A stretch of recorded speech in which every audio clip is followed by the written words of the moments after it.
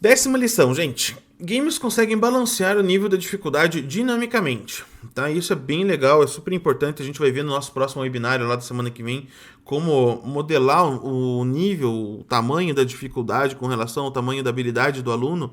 É fundamental para você conseguir gerar um estado ali de flow no estudante, que é um estado que ele vai aprender muito bem, que ele vai se aprofundar, ele vai adorar estar na aula, ele não vai querer sair.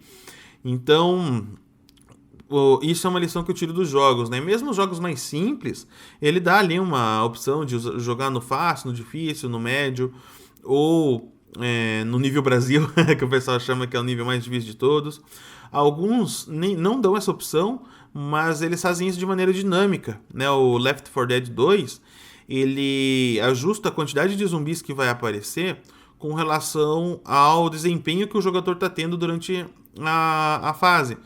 Então isso é de maneira dinâmica, muito legal, porque se o jogador é um pouquinho inexperiente, vão vir menos zumbis. Se o jogador já é um profissional, vai vir mais zumbi. E aí vai manter o nível de desafio para os dois grupos, né? Tanto o pessoal que está começando, quanto o pessoal que já está com um certo nível de maestria no jogo. Isso é muito bacana. E aí eu pergunto para vocês, né? Como é que a gente pode ajustar a dificuldade das atividades, das nossas aulas, para cada aluno, sendo que a gente tem uma turma geralmente tão heterogênea, né?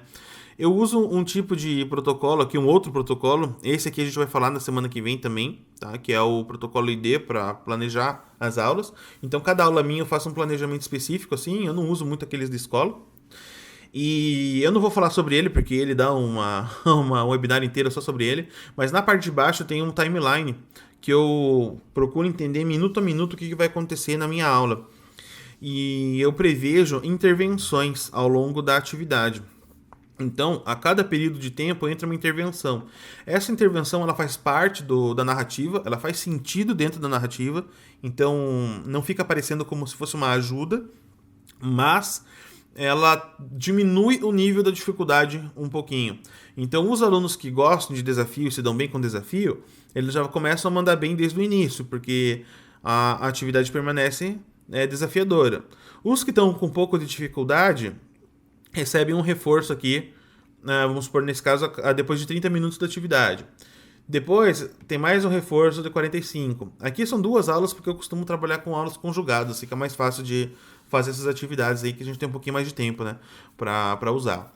Então é assim que eu faço para tentar modelar a dificuldade nas minhas turmas e permitir que todo mundo consiga ter uma experiência bacana, uma experiência legal com as atividades gamificadas, né?